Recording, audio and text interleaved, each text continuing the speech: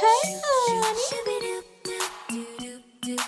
Alright, welcome back my Eclecticnistas. I hope you guys are enjoying this week of story times because y'all, it's been kind of hectic just making sure I stay on track and I am delivering them every day. Y'all know the struggle be real, okay? Anywho, today's story time is a real special story time. And before I get into this, y'all be sure to hit subscribe. Y'all be sure to hit that notification button because y'all know YouTube be tripping and turning it off. And y'all don't be getting notified when a new video is posted. So take a minute and do that right now. I'll wait. Now that we get that all done and over with, y'all, today's story time, as y'all are probably wondering, God's intervention. And if we would turn that into layman's terms, that would be God checked me, okay? Y'all, don't ever for 1 second think that God will not show up and speak to you in a way that may seem unreal, but it can be very real. So in order for me to be able to tell y'all my intervention and how who gonna check me, boo, the good Lord up above, how he checked me, I have to give y'all the backstory. So clearly this week I have definitely been sharing some of me and Mr. Long's ups and downs, and this particular situation that I'm about to share with y'all was definitely a down. In 2012, in 2011, we got notified that it was time to PCS again, okay? And for those who don't know what PCS means, we are a military family, so every 3 to 4 years, we move, okay? So in this particular situation, we actually stayed 4 years due to the fact that Jasmine was graduating from high school, so my husband put in an extension to stay longer, okay? Well, in 2011, we got orders stating that we were going to Savannah, Georgia. Now, my husband had been trying to get us to go PCS to New York because he had said that if there was anywhere that I would like to go or anywhere that I would love to live, where would it be? Of course, New York City, okay? So he was trying his damnedest to get us there. However, it wasn't our time. It was not our time. So what happened was we got put on notice that we was going to Savannah, Georgia. We started looking for homes. We started looking at areas and stuff like this. And that's the one thing that me and Mr. Long, when we find out that we're getting ready to move or PCS, we get cracking with prepping and planning, okay? We are always 2 steps ahead of the game just because we are not the people that like to be scrambling when we get to our new duty assignment, okay? We like to give housing, an address when these people come pack up our household goods so that they know exactly what they will be delivering on what day and all of that, okay? Well, this particular time, I was sad that we didn't get New York. I was. However, I was okay with it being Savannah. Well, come around the end of January, Stephanie has started making plans for me to transfer with my job. So I had saw that an opening had came available in Savannah, Georgia, and around the time that we were going to be moving, it was going to be a brand new Cracker Barrel that was going to be opening, and it would be supreme prime time for me to transfer right on into that position. Y'all, I have never had a problem with transferring my jobs from assignment to assignment. God has always worked it out for it to be just my time, for everything to just work in my favor. And he always showed me favor. That's the one thing I got to give God credit for. He always has shown me favor. However, y'all, I was excited that, a new store was coming open. I had talked to my district manager about it. She was going to put in a good word, let the people or the DM in that area, let them know that y'all got a seasoned retail manager coming, and she has done some phenomenal things. So check her track record, okay? Well, as soon as I get Mr. Long on the phone that day, you know, I call him, I'm telling him the good news, and so he told me that we needed to talk. Okay. He said that he wanted to go out to dinner. He did not want to talk to me about this over the phone because it was a little serious. I was like, all right. So of course y'all know, like, I'm like pressed, because who likes to hear we need to talk, but you ain't telling me what we need to talk about, okay? So I remember y'all that night we went out to Copeland's and we was sitting down, we was having drinks, and he just killed my spirits with some bad news. And the news is that his orders had been changed. I'm gonna tell y'all, that's the one thing I do not like about being in the military, is that anything can change at any given time. And that's the God's honest truth right there. Well, in this particular situation, his orders changed, and now we were being redirected to go to Valdosta, Georgia. Did you hear me? Valdosta, Georgia. Y'all, Valdosta, Georgia is not like something to get happy about. It's not something to be like, whoo, nothing, okay? It is a country little ass town. And when I say little, I mean little, like that. So he was like, he was trying to like get the orders changed. He was trying to, you know, see if somebody else wanted to go to Valdosta and he could still proceed to going to Savannah. And it didn't work in our favor because they needed a center leader in Savannah before it was his time to move, and which means that we were waiting on Jasmine to graduate, y'all. So that kind of put us in a bind, but this is when you put your children first, and you know, you gotta definitely make sure that they complete something that they started. And that was always the thing, that wherever Jasmine started high school, we wanted her to be able to finish. Well, we're gonna fast forward. I told y'all it was end of January.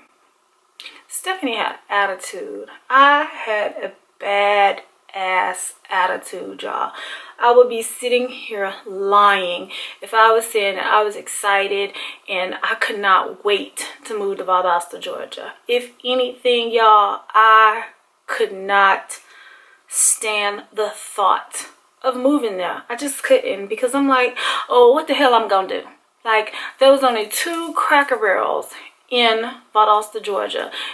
Both positions that I was working at the time filled. Why?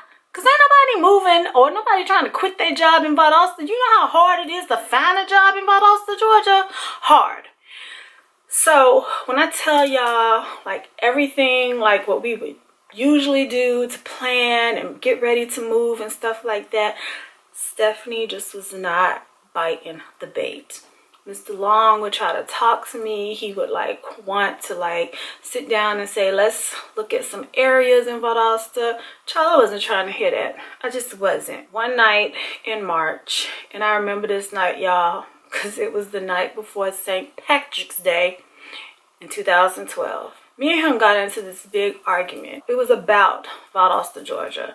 And I just told him, point blank period, I didn't want to go. I didn't want to go. I was tired of moving.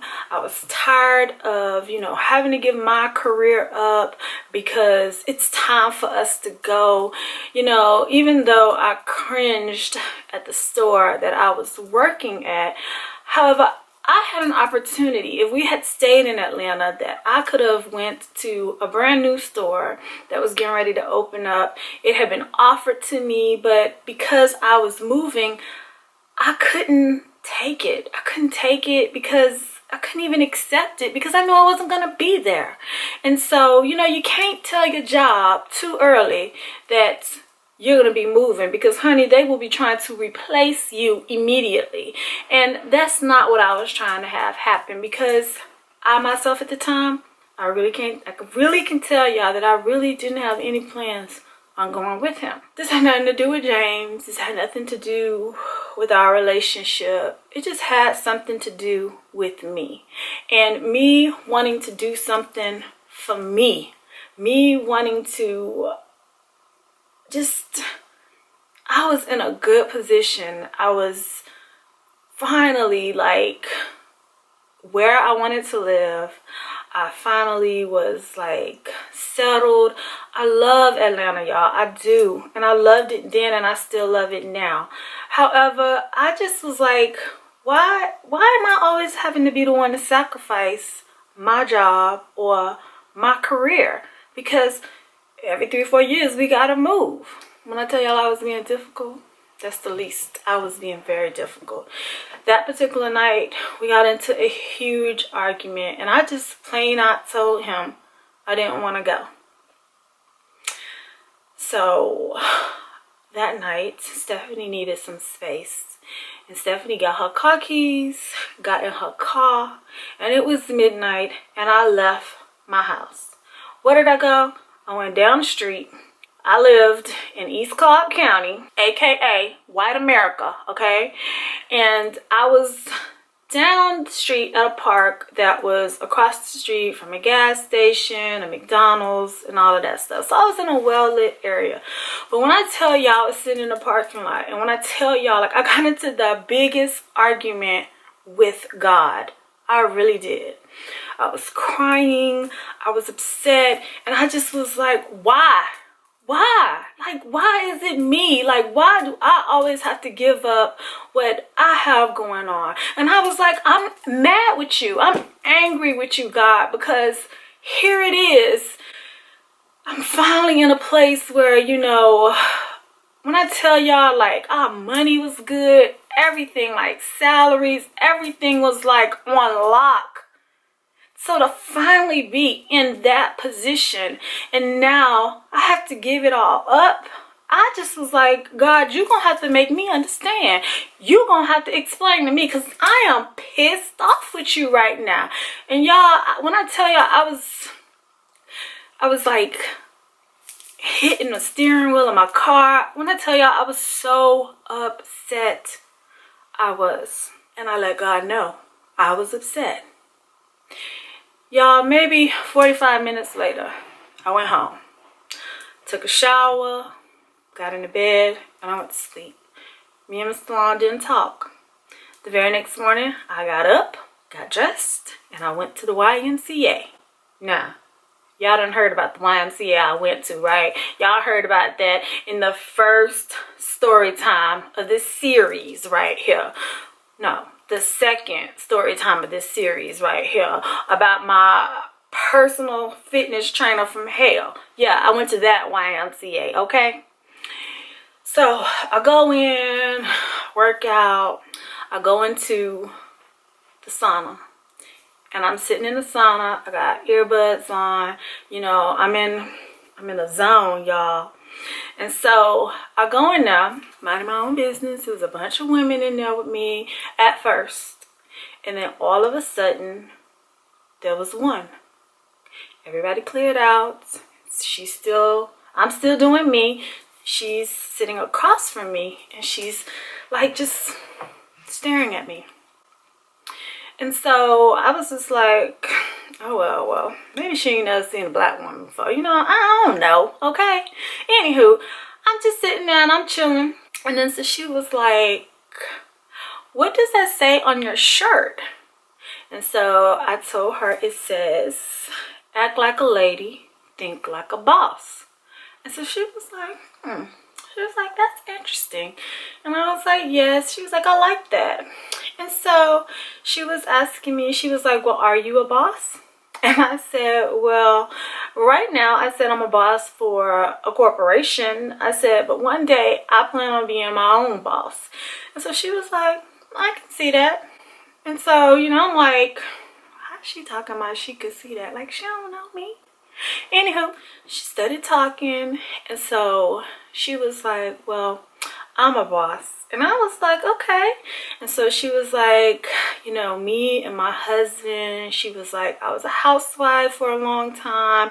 She was like, you know, she had an autistic child, and she was like, she always had like issues and problems like with her child like being in schools. So she was like, you know, she had got involved in some programs, and she said she had got involved in trying to find out how to open a school for autistic children, and she came up on some dollars. So she was telling me that, you know, her husband had always been the breadwinner and all of this. And, you know, he didn't have any faith in her. He didn't believe, like, you know, she could do this. She could pull this off. But she said little did he know, she did just that. She said she got funding. She got people wanting to volunteer and help her.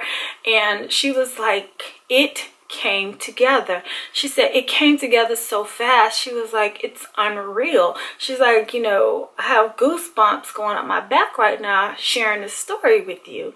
And she was like, don't ever give up on your dream of being your own boss. And I was like, no, I'm not. I said, right now, I said, you know, I like being the boss. And so, y'all, this is where I knew this lady didn't know me. I have never seen her a day in my life. Never saw her in passing at the gym, nothing, okay? However, I was getting ready to exit the sauna, and I told her it was nice talking to her. You know, she made me feel like, you know, my time is coming, and it's probably closer than I think. And y'all, right as I was walking out of the sauna, she came behind me and she touched me on my shoulder. Now, when she touched me on my shoulder, I swear to God, y'all, I swear, there was something that electrifying just went through me. And she asked me, remember, I did not know her. She said, Stephanie, can I sit down and talk with you? How'd she know my name? Nobody in that sauna knew me. Nobody said my name. I never told her my name. There was nothing I was wearing that had my name on it. Nothing. But she said, Stephanie, can I sit down and talk with you? That scared me, y'all. But it was a scariness that was pleasant, and I followed the lead. I followed her into an area that was in a locker room where you could sit down. And we sat down, and y'all, she grabbed my hand and she asked me, she was like, you look like something is troubling you. And she was like, do you need someone to talk to? And so at that moment, y'all, when I tell y'all, I just broke down. I broke down crying, and I was just like explaining everything that I explained to y'all, you know, how here it is. I've been in my marriage where I have moved everywhere my husband has went, minus one place, and that was Fort Drum, and that was because he didn't want us to go because he knew he was going to get deployed. But I said, I have been the wife to follow him everywhere throughout his career. And I was like, for once, I finally have something that's valuable and something that means something to me. And I feel like it defines me now. It tells me, like, you know, this is something that I can do. This is something that God made for me to do. And now I have to give it all up, because here it is. I have to move again to follow my husband. Well, clearly, y'all know I moved. And I'm going to tell y'all, it is what she said to me next is what changed the game. I'm getting emotional telling y'all this story because it was something so real, something so intimate, and something so personal that all I can tell y'all is that God took over her, and he spoke to her. He spoke through her to me. And she said, Stephanie, she said, it's meant for you to follow him. It's meant. You are so much bigger than what you are doing right now. God has so much more in store for you that when it happens, you just need to be ready. And she was like, I already feel like you have a business. You have a business and you never had time to like truly get it off the ground and do what it is that you want to do with it. This is going to be your time to do just that. Y'all, when I tell y'all, I was pouring tears, like snot, everything, because it was like the only person knew that wasn't her. It was God, okay? God and James. And clearly James don't know this woman, okay? So she was telling me that, you know, you should follow your husband to Valdosta, Georgia. She said that's when you're going to find the time. That's when you're going to find the peace. That's when you're going to finally come out. It's going to be your time to bloom. And she was like, you're always saying that you're tired of making millions for other people, and it's time for you to make those millions for yourself. Well, God is going to give you an opportunity to set that in motion. And she was like, you have to be obedient. You have to listen. You have to follow him. Because with him, God is going to bless you. He's going to bless you for every time you've had to give up something that you wanted. He's going to bless you for always being there to support your husband. Because you're doing what your vows said, for better, for worse, richer or for poorer, in sickness and in health. You're standing by his side. And y'all, I want to tell you, like, she was holding my hand and she was just like, live in this moment and don't look back.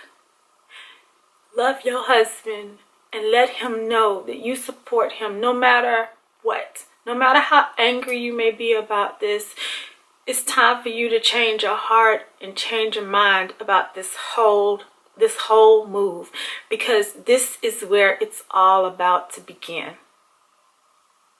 Be ready. She was like, God told me to speak to you. God told me that he's going to have your name in lights, and people are going to know you. People are going to love you, and people are going to remember what and how you impacted their life.